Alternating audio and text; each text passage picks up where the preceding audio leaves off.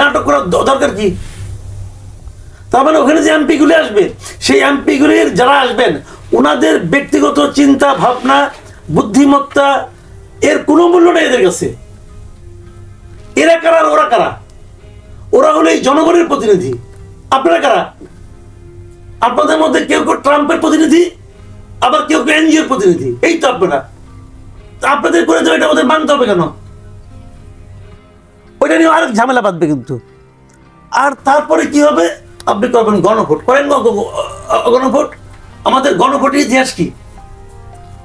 বাংলাদেশে এই পর্যন্ত গণভোট হয়েছে 3টা। তার মধ্যে যে গণভোটটা সবচেয়ে প্রয়োজনীয় গণভোট ছিল, যেটা নাকি 91 সালে হয়েছিল, সেখানে ভোট পড়ছিল কত?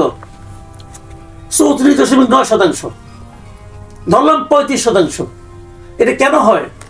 হয় এই কারণে বাংলাদেশের ভোটিং প্যাটার্নটা এমন যে যারা প্রার্থী হয় তারাই কিন্তু বেসিক্যালি ভোটারদেরকে নানাভাবে পরিচিত করে উৎসাহ দিয়া ঠেলে নিয়ে আসে ভোট কেন্দ্রে। যখন গণভোট হয় তখন তাদের পক্ষেও কেউ নেই, বিপক্ষেও কেউ নেই। এই গণভোটের সঙ্গে কি বিএনপি খুব আগ্রহের সঙ্গে রাজি হয়েছে? এখন যদি আগে আপনি গণভোট করেন তো বিএনপি কি গণভোটে বিএনপির পক্ষে থাকবো? তো বিএনপিও পক্ষে থাকলো না, আওয়ামী লীগের পক্ষে থাকবোই না যদি সেই গণভোটে না জয়যুক্ত হয়। এখন তারা চিল্লাপাল্লা করতেছে যে আগে দিতে হবে, বিএনপি চাচ্ছে না, তা আগে দেন আপনি। দিলে যদি না জিতে, তাহলে এই যে আমি যতই সমালোচনা করি ভাই, এই ঐকমত্য কমিশনের মাধ্যমে যে সংস্কার প্রস্তাবগুলো আসছে, যে 84টা আসছে ভাই, এখানে তো অনেক ভালো ভালো কিছু প্রস্তাব তো আছে। এতগুলো লোক মিলে সব মিলে খারাপ করছে তত না, কিছু ভালো ভালো প্রস্তাব কিন্তু আছে। তাহলে কি হবে? যখন না জয়যুক্ত হবে, যখন এগুলো শেষ, মানে গোষ্ঠীর শুদ্ধা কিন্তু মানে মরে গেল, তাহলে কি লাভ হলো ভাই? আমার কথা হলো কি, আপনি এত দূর পর্যন্ত আসছেন ভাই, বৈশাখ খাওয়া দাওয়া করে যেমন করে আনছেন জিনিসটা, একটা জায়গায় তো আসছেন। 2-1টা পয়েন্ট ছাড়া মোটামুটি কিন্তু বেশ ভালো ভালো কিছু প্রস্তাব এখানে আসছে, সবাই মিলে বানাইছে, ঠিক আছে এগুলো। এখন এর মধ্যে যদি আপনি আগেই যে চাপ দিয়া আগে অনুভোট করতে হবে, ধরলাম আগে অনুভোট ডিসেম্বরে করলো, জামাত মনে করলো তাদের জয় হয়ে গেল, হইলো জয় হইলো, তার হয়তো দলীয় একটা জয় হইতে পারে, আমি আগে বলছিলাম আগে আনতে পারছি। কিন্তু যেটা নাকি বিএনপির অনিচ্ছা যদি আপনি গণভোট আগে নিয়ে আসেন, সেই গণভোটে ভাই এক বিএনপি যদি না ভোট দেয় তাহলেই হারবো, বাদ বাকি সবাই মিলে দিলে কিছু হবো না। তাহলে কি হবে? সোশ্যাল মিডিয়া এইগুলি যে কাজগুলি করতে যাচ্ছে, আপনারা আওয়ামী লীগ ভোট বাদ দেন। সোশ্যাল মিডিয়ায় আপনি দেখেছেন কিনা যে হানার একটা পোলিং হচ্ছে, কিন্তু এটা কোনটা? এই যে যেটা আর হানার যে পোলিংটা হচ্ছে, এটা হলো আরেক ভয়ঙ্কর জিনিস। আমি বলি আপনি শুনেন, একাধিক প্রশ্নের উত্তর হানাতে হয় না। আমি গুনছি তো, আমি একটা এক্সাম্পল দিয়ে বলি আপনাকে। ধরেন ওখানে উচ্চ কক্ষ আছে, আবার উচ্চ কক্ষ কিভাবে আছে? পিয়ার পদ্ধতিতে উচ্চ কক্ষ আছে না? ধরেন আমি উচ্চ কক্ষ চাই কিন্তু পিয়ার চাই না, যে নাকি বিএনপি বলে। বিএনপি উচ্চ কক্ষে কোনো আপত্তি নাই, কিন্তু পিয়ার আপত্তি আছে। এখন আমি উচ্চ কক্ষ চাই, পিয়ার চাই না, আমি কি দেবো? হার না দেবো? বলেন। যেই পরস্পর বিরোধী অবস্থান আগামী জাতীয় সংসদ নির্বাচনকে বিলম্বিত করবে কিনা, প্রশ্নবিদ্ধ করবে কিনা, আমার কেন যেন মনে হয় বিলম্বিত করবে না। দেখবেন শেষ মুহূর্তে এগুলি নাটক ফাটক হবে, শেষ মুহূর্তে সবাই দেখবেন মেনে নিচ্ছে। কেন মেনে নিচ্ছে?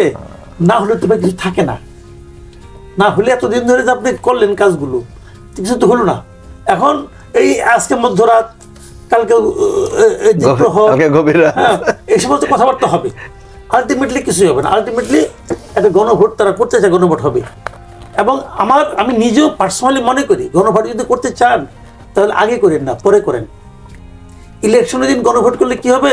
আপনার প্রচুর ভোট আসবে, ভোটাররা তো ভোট দিতে আসবে, ওই প্রার্থীরা কিন্তু নিয়ে আসবে, আর সে একটা এডিশনাল একটা পেপারে তারা সাইন করে যাবে, এই মানে বাক্সে ফালাই যাবে। এটা হবে অর্থের সাশ্রয়, সময়ের সাশ্রয় এবং ইজ্জতের সাশ্রয়। ইজ্জত বললাম কেন? যদি ভোট 30% ভোট পড়ে তাহলে বিজ্জতি কাণ্ড হয়ে যাবে একটা। তার মানে 70% লোক এই গণভোটকে কোনো গুরুত্ব দিচ্ছে না। এই চাপ নিতে পারবেন না ভাই। শুনেন, আমি এই টিম পছন্দ, আপনি যখন 20 জন টিম খেলতে যায় না, আমরা কিন্তু বলি এই টিম ভালো হয় নাই, ওরাই নিল কেন, তারাই নিল কেন। কিন্তু যখন টিমটা হারে, আমার অপছন্দের টিম, কিন্তু টিমটা তো আমার, টিমটা তো আমার দেশের, তখন কিন্তু মনটা ভেঙে যায়। আমি তখন চাই কি ভাঙা টিম গেছে যাক, তাও যেন জিতে আসে। ঘটনা বুঝছেন? এখন এরা যা করতেছে, অনেক আপত্তি আছে, মানে পদে পদে আমি ভুল ধরতেছি বলতেছি, কিন্তু আলটিমেটলি চাইটা কি? চাই তো দেশে একটা গণতন্ত্রের পথে অগ্রসর হয়, এটা চাই। ভুল করছেন করছেন, আমি চিল্লাচিল্লি করছি, আমার কথা মানেন নাই, কিন্তু কাজটা শুরু হয়ে গেছে হোক, এখন ফিনিশিংটা দেন না ভাই। এবং এখন আমি বলতেছি দুই দলকে বলতেছি, ভাই নির্বাচনের দিন করেন গণভোটটা, আগে করলে ভোট পড়বে না, আমাদের দল এটাই বলছে, ভোটার আনতে পারবেন না। নির্বাচনের দিন হোক, ভোটার তো ভোট দিতে আসবে প্রার্থীকে, তখন একটা এডিশনাল পেপারে ভোট দিয়ে দিবে, রেজাল্ট যেটা হয় হোক, অসুবিধা নেই কোনো, জনগণ চাইলে হবে না এলে হবে না, কি আসে যায়। কিন্তু এটা এইভাবে করেন। আমরা এই যুক্তিটা বলেছি যে এটা একটা প্রণিধানযোগ্য যুক্তি। আর আদেশ যেটা হচ্ছে, গভর্নমেন্ট যেটা আদেশ করছে, যে আদেশ এত চিল্লাচিল্লি করছে, এই আদেশটার মধ্যে না এত রেজিমেন্টেশন থাকা ঠিক না, যে 270 দিনের মধ্যে যদি না করতে পারে, আরে 270 দিন লাগবে কেন? 70 দিনও লাগবে না, এটা তো সব কিভাবে 270 দিন লাগবে? এইটা যদি মনে করেন 270 না, যদি মনে করেন 5 বছর হলো, 5 বছরের মধ্যে না হলে হয়ে যাবে, এই কথা তাতে বলা ঠিক না। এই টাইম লিমিট আপনি করে দিতে পারেন না, সবসময় মাথায় রাখতে হবে। আমি আবারও বলি, এই ঐক্যমত্য কমিশনের চেয়ে ওই সংসদের গুরুত্ব বেশি আমার কাছে, কারণ একটা নির্বাচিত একটা অনির্বাচিত, এটা জনগণের প্রতিনিধি এখানে আছে। ওরা যদি মনে করে এটা আর যে তাদের এখতিয়ার নাই, তাদের এখতিয়ার আপনি বেঁধে দিবেন, এটাও ঠিক হবে না। কেন আপনারা যেটা করছেন তার বাইরে তো 2-1টা প্রস্তাব আসতে পারে ভাই। আপনারা সব বুঝেন, আর কেউ বুঝে না সব, ওদের বুঝতে দেন। জি মঞ্জুর মাসুদ কামাল ভাইয়ের এই জায়গাটা আমি একটু যোগ করি, সেটা হচ্ছে উনি যেটা বলছেন, জোনায়েদ সাকি একটু করে বলেছেন, এখানে আমরা যে অধিকারটা দেওয়া হচ্ছে ওনাদেরকে এক্সট্রা দায়িত্ব আকারে, যে ওনারা সাংবিধানিক পরিষদ হিসেবে কাজ করবেন, ওনারা এই গণভোটের ম্যান্ডেটটাকে বাস্তবায়নের পাশাপাশি ওনারা কিন্তু নতুন আইনও প্রণয়ন করতে পারবেন, ওনারা কিন্তু নতুনভাবে আরও কিছু যদি করতে চান সেটাও করতে পারবেন, কারণ এই এখতিয়ার গণপরিষদের এই পার্লামেন্টকে দেওয়া হচ্ছে। বাট বলা হচ্ছে যে তাদের লিমিট হচ্ছে 270 দিনের মধ্যে তাদের এই চরিত্রটা, এই দায়িত্বটা অবসান ঘটবে। প্রত্যেক কিছু একটা ডিউরেশন থাকে না, পার্লামেন্টের ডিউরেশন তো 5 বছর, কিন্তু সংবিধান পরিষদ হিসাবে তাদের ডিউরেশন হচ্ছে 270 দিন। দেখেন এখানে দুইটা প্রস্তাব, পরিচয়টা কি হবে? হ্যাঁ, খালি এমপি না, তারা সাংবিধানিক পরিষদের সদস্য, এটা আলাদা স্ট্যাটাস হবে। দুইটা পদ থাকবে, একটা member of constituent assembly MCA and member of parliament. আপনি ওখানে লেখা আছে, আপনি পড়লে দেখবেন, সেখানে বলা হয়েছে এই পার্লামেন্টকে আরেকটা, তারা সদস্য হিসাবে আরেকটা অ্যাসেম্বলির দায়িত্ব পালন করবেন। এই অ্যাসেম্বলি যখন মিটিং হবে তখন ওনারা শুধু সংবিধান সংশোধনের আলোচনায় করবেন, আর যেদিন পার্লামেন্টের অধিবেশন হবে সেদিন ওনারা পার্লামেন্টের এমপি হিসেবে আইন প্রণয়ন, বিল পাস, মানে আরও সরকার গঠন ইত্যাদি কার্যক্রম পরিচালনা করবেন। এটা আপনার 72 সালের সংবিধান যখন প্রণীত হয়, এটা তো আপনি জানেন, আপনার সাথে তো আমার এই ব্যাপারে আমি নবিস আপনার তুলনায়। তো সুতরাং আমি মনে করি যে দেখেন আমরা একটা জটিল পরিস্থিতির মধ্যে আছি রিপন ভাই, আমাদেরকে উত্তরণের জন্য নানা ধরনের, এই যে মাসুদ ভাই লাস্টে এত ভালো কথা বলছেন, দেখেন এই কথাগুলো আগে বললে ওনার কত ভালো হইতো, লাস্টে দিয়ে উনি ঠিকই একজন প্যাট্রিয়টিকের ভূমিকায় চলে আসছেন, তাই না? প্রথমে অশ্বটিম্ব বলে, মানে এমন যে উনি এটাকে রিকগনিশনই দেয় না, আপনি একটাকে অ্যাপ্রুভ করে দিয়েছেন না, ঠিক সেইভাবে রিপন ভাই মাসুদ ভাই অ্যাপ্রুভ করেছেন। আমাদের কথা হচ্ছে আমরা একটা জটিল পরিস্থিতির মধ্যে পড়েছি, আমাদেরকে জটিল পরিস্থিতিতে ফেলেছে শেখ হাসিনা। এই হাসিনার এই জটিল পরিস্থিতি থেকে আমরা গ্রাজুয়ালি যাব, ভুল ত্রুটি থাকবে, আমরা একটা জায়গায় যাব। কথা হচ্ছে এই দেখেন জোনায়েদ সাকিও এখন এই যে লেখাপড়া করে এখন কিছুটা একটু লাইনে আসছেন উনি। কথা হচ্ছে কথা হচ্ছে এখানে আমি আবারও বলছি, এটা আমি বহু জায়গায় বলেছি, আমরা আউট অফ দি বক্স বিএনপিকে নেগোশিয়েট করার চেষ্টা করেছি, বলেছি আপনারা শুধু আপার হাউসের এটা মেনে নেন। জোনায়েদ সাকি রাজি আছে, উনি ওনার মতো লোক জামাতের সাথে মিটিং করেছে, যারা জামাতের ছায়া সহ্য করতে পারে না, শুধু এই ঐক্যমতে পৌঁছানোর জন্য। জামাতকে আমরা বুঝাই বলেছি যে আপনারা এটা হলে আপনাদের বাকি আন্দোলন থেকে সরে আসবেন কিনা, জামাত আমাদেরকে সম্মতি জানিয়েছে, আমরা এটা চেষ্টা করেছি। আমি এখনো মনে করি বিএনপির হয়তো বিএনপি ভাবছে যে আপার হাউসে তার খর্ব হবে কিনা, তার ক্ষমতা খর্ব হবে কিনা। আরে ভাই, আপনি তো রাষ্ট্র নিয়ে ভাববেন, আপনার ক্ষমতা খর্ব হইলে আপনি সংস্কার মানবেন, ক্ষমতা খর্ব চিন্তা করে না মানলে এটা কি হবে? এটা হবে না। সেই জন্য আমার কথা হচ্ছে, ফাইনাল কথা সেটা হচ্ছে, এটা খুব কাছাকাছি জায়গায় আমরা চলে এসেছি। এখন লাস্টে এসে এই ঝগড়াঝাটি এবং ইগোটা ছেড়ে দিয়ে আমরা এটাকে একটা সলিউশনের দিকে নিয়ে যাই। একেবারে খুব সংক্ষেপে ধন্যবাদ আপনাকে। মুজিবুর রহমান মঞ্জু, একবারে ইগোর জায়গাটা আমি একটু মুজিবুর রহমান মঞ্জু যতটা সহজ করে, যতটা আন্তরিকভাবে সমস্ত বিষয়গুলি যেভাবে উল্লেখ করলে, বিষয়টা যদি এইভাবে জলবৎ তরলং হতো তাহলে মনে হয় এত সংকট। আমি তো আরেকটা একটু আগেই বাংলা ভিশনের সৌজন্যে আমরা জামাতের একজন নেতার রাত 12টা অথবা 1টার মধ্যে হলেও করার যে একটা আমরা কন্ডিশন দেখলাম, এতে করে তো বিষয়টা আমি খুব একেবারে জলবত্তর। রিপন ভাই, উপরের কথা আর ভিতরের কথা এক না, আমরা দেখেছি, এটা একটা বললাম আপনাকে। তো যাই হোক, এখন আপনারা ভেতরের মানুষ ভেতরেরটা জানেন, আমি তো উপরের মানুষ উপরেরটাই জানলাম আর কি। তো এখন বিষয়টা একটা মানে আমি একজন রাজনীতি করি তো বটেই, কিন্তু আমি তো একজন নাগরিকও। যখন একটি স্টেক হোল্ডার, একটা গুরুত্বপূর্ণ স্টেক হোল্ডার যখন বলেন যে ফেব্রুয়ারিতে নির্বাচন বিলম্বিত হতে পারে বা নাও হতে পারে, তাহলে এটা করেন, তখন তো নাগরিক হিসেবে আমার একটা দুশ্চিন্তা উদ্বেগ থাকেই। কারণ একটা নির্বাচিত সরকার, গণঅভ্যুত্থানের পরে তো একটা নির্বাচিত সরকারের কোনো বিকল্প নাই, সারা পৃথিবীতে এটাই তো আউটকাম। তো আজকে যত আমরা নির্বাচন থেকে শঙ্কার দিকে যাব অথবা অনিশ্চয়তার দিকে যাব, তাতে কি দেশ একটা অচল অবস্থার মধ্যে যাবে না? রাজনীতি আপনারা এই যে এত সুন্দরভাবে আপনারা পাশাপাশি মাসের পর মাস বসে আপনারা চা পানি খেয়েছেন, মাসুদ কামাল সাহেব সেটা হিসাব জানতে চেয়েছেন, সেটা আলাদা বিষয়, কিন্তু এটা তো সত্য যে আপনারা পাশাপাশি বসে মানে অনেকগুলো বিষয় নিয়ে আপনারা মানে আলোচনা করেছেন। এটা তো একটা অত্যন্ত মানে কি বলে একটা দারুণ মুহূর্ত ছিল।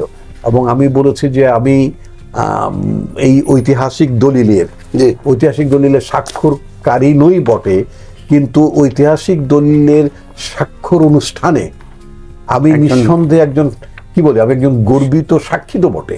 অবশ্যই আমি তো একজন গর্বিত সাক্ষী। ওই ওই ওই ঐতিহাসিক মুহূর্তে আমি উপস্থিত ছিলাম যখন আপনারা সবাই স্বাক্ষর করেছেন। সরকারের আমন্ত্রণে সেখানে আমি গিয়েছিলাম, আমার মতো অনেকেই গিয়েছিলেন। That is a different issue.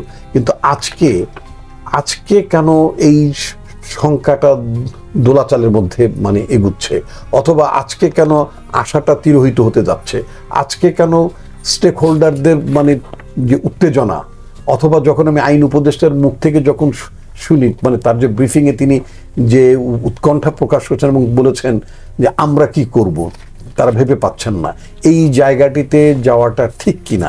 ইতিমধ্যে কিন্তু রাজনৈতিক দলগুলোর পক্ষ থেকে, আমি রাজনৈতিক দলগুলো বলেছি, উপদেষ্টাদের বিহেভিয়ার, তাদের কনভারসেশন, নানা কিছু নিয়ে তারা ইতিমধ্যে একটা বিতর্কের মধ্যে পড়েছেন। এই জাতীয় বিতর্কের মধ্যে থেকে এবং উল্টো যদি ঐক্যমত্য কমিশন এবং সরকার, কারণ আসলে তো ঐক্যমত্য কমিশনের প্রধানত মানে চিফ অ্যাডভাইজার, সুতরাং এখানে ঐক্যমত্য কমিশন এবং সরকারকে তো আমি আলাদাভাবে পৃথকও করতে পারছি না। এইরকম একটি জায়গাতে যদি ব্রিচ অফ ট্রাস্টের ঘটনা ঘটে, আমি অন্য কঠিন শব্দটি প্রয়োগ করলাম না, ব্যবহার করলাম না, তাহলে যাদের এই কর্মকাণ্ড অথবা এই পরিস্থিতিতে যাদের সাথে আমার তাদের ব্যাপারে ট্রাস্ট ব্রিচ হওয়ার অভিযোগ আনছি অথবা শঙ্কা করছি, তাদের হাতে একটা চমৎকার নির্বাচন মানে প্রতিশ্রুত একটা চমৎকার নির্বাচন, একটা মানে গ্রহণযোগ্য নির্বাচন আয়োজন হতে পারে, সেটা কি খুব প্রত্যাশিত হবে। সুতরাং এইটা আপনি যেভাবে খুব আশাবাদ ব্যক্ত করেছেন, সমাধানের কথা বলেছেন, আপনারা পাশে জুনায়েদ সাকিও আছেন, আপনারা তো দুজনের সিগনেটরি ছিলেন, ঠিক আছে, এত বড় মানে জাতিকে উৎকণ্ঠা থেকে মানে দূরে আনার জন্য আপনার নিজেরই তাহলে মানে আপনার আলোচনাটা শুরু করে উত্তেজনাটা কমিয়ে একজন প্রস্তুতি নিচ্ছে, সিরিয়াসলি কমিয়ে দিন। না, এখানে অনেক আমরা মানে পূর্ণ একমত হওয়া জায়গাগুলো অনেক, প্রায় 24টার মধ্যে পূর্ণ একমত আছে। ধরুন 20টাতে আমি দেখতে পাচ্ছি বিএনপির নোট অফ ডিসেন্ট আছে, যেগুলো আসলে আমি বললাম 3টারই এক্সটেনশন অথবা ভেরি মাইনার। আর প্রায় 51টার মধ্যে ধরেন 51 এবং 24 মিলে যা বাকিটা থাকে, এটাতে হচ্ছে আমরা পূর্ণ একমত অথবা বিএনপির নোট অফ ডিসেন্ট নাই 51টা। তো এখন আপনি এই 20টা নোট অফ ডিসেন্ট বাদ দিলে এবং ধরুন বাকিগুলোর যা পলিটিক্যাল সম্ভাবনা আমরা দেখতে পাচ্ছি, সবকিছু মিলে আমি প্র্যাকটিক্যাল হিসাবটা করছি যে বেশিরভাগ সংস্কারে কিন্তু আমরা একমত, বেশিরভাগ সংস্কারই আসলে বাস্তবায়ন হওয়ার পথে আছে। যে 3টা ইস্যু বললাম, আপার হাউস পিয়ার এবং আর 4টা সাংবিধানিক প্রতিষ্ঠানের নিয়োগ এবং তত্ত্বাবধায়ক সরকার পদ্ধতির যে মানে একটি অংশ, লাস্ট অংশটা র্যাঙ্ক এন্ড চয়েস, এই অংশটুকু নিয়ে যে দ্বিমত আছে সেটাই মূলত দ্বিমতের জায়গা। এতটুকু দ্বিমতের জন্য আপনি যদি পুরোটাকে করেন, এটা নেগোসিয়েশনের মধ্যে দিয়ে যাওয়া দরকার। এটা চাপিয়ে দেওয়ার চেষ্টা করলে অপ্রয়োজনীয় দ্বন্দ্বের জায়গা সৃষ্টি হবে, এটা হচ্ছে আমার বক্তব্য। আর যেটা বলতে চাই সেটা হচ্ছে ধরুন মানে এই কাজটা আপনি একটা দলের জন্য বললেন, মানে আপনি আদেশে আপনার মোটামুটি মনোপুত হয়েছে, তাই বললেন রাত 12টার সময় করা হোক।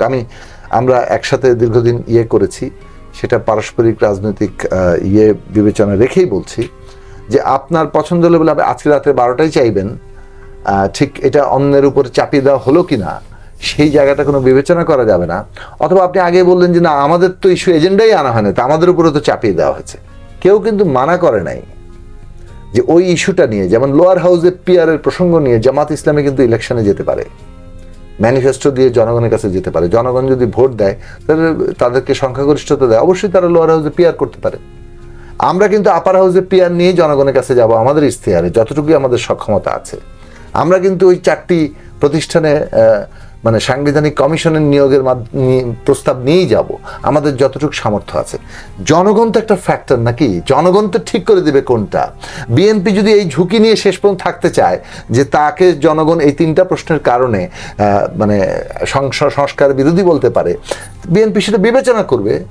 প্রশ্নটা হচ্ছে জনগণকে আমরা বাইপাস করতে চাইছি কেন? আমি যেন কেন, হ্যাঁ একটা গণভোট হলেই কিন্তু আপনার রিপ্রেজেন্টেটিভ ডেমোক্রেসিতে উইদাউট এ পার্লামেন্ট গণভোটে আপনি সংবিধান করে ফেলতে পারেন। সেটা কি কেউ বলছে? এই কথা তো কেউ বলে নাই। না, যেভাবে দেওয়া হয়েছে, না ধরেন গণভোট করলে আর পার্লামেন্ট লাগবে না, এই ধরনের কথা তো কেউ বলে নাই। কিন্তু গণভোটে আপনি মীমাংসা যখন করে ফেলতেছেন তখন কিন্তু বিষয়টা এখানে একটু যুক্ত করতে চাই। যদি এনসিপির কথা যদি বলি, আজকে আমি একটা আলোচনার মধ্যে ছিলাম তার এবং তাদের নেতা যেটা বলছেন যে গণভোট এবং মানে হত্যাকাণ্ড, জুলাই হত্যাকাণ্ডের বিচার প্রক্রিয়া শেষ না হওয়া পর্যন্ত আমি শুধু বলছি যে আমরা পদ্ধতিগত আলোচনাটা আমাদের কাছে এটাই মনে হয় যে গণভোটের মধ্য দিয়ে আপনি যদি উইদাউট নোট অফ ডিসেন্ট একটা জিনিস পাশ করে ফেলেন তাহলে তো আপনি ধরে নিলেন যে এইটাই পাস, এটার মধ্যে আর কোনো কিছু করার সুযোগ নাই। এই জিনিসটা আপনি ধরে নেওয়ার মধ্য দিয়ে আগে যে চাচ্ছেন এইটা ওই কারণেই করছেন যে এটার মধ্যে দিয়ে পাস হয়ে গেল, অতএব এটাই এখন নতুন সংবিধান। এইভাবে বলার মধ্য দিয়ে রাজনৈতিক বিভাজন সৃষ্টি হবে। আমরা বলছি জুলাই জাতীয় সনদ আমাদের রক্তের ঋণ বহন করে এটা আমরা তৈরি করেছি।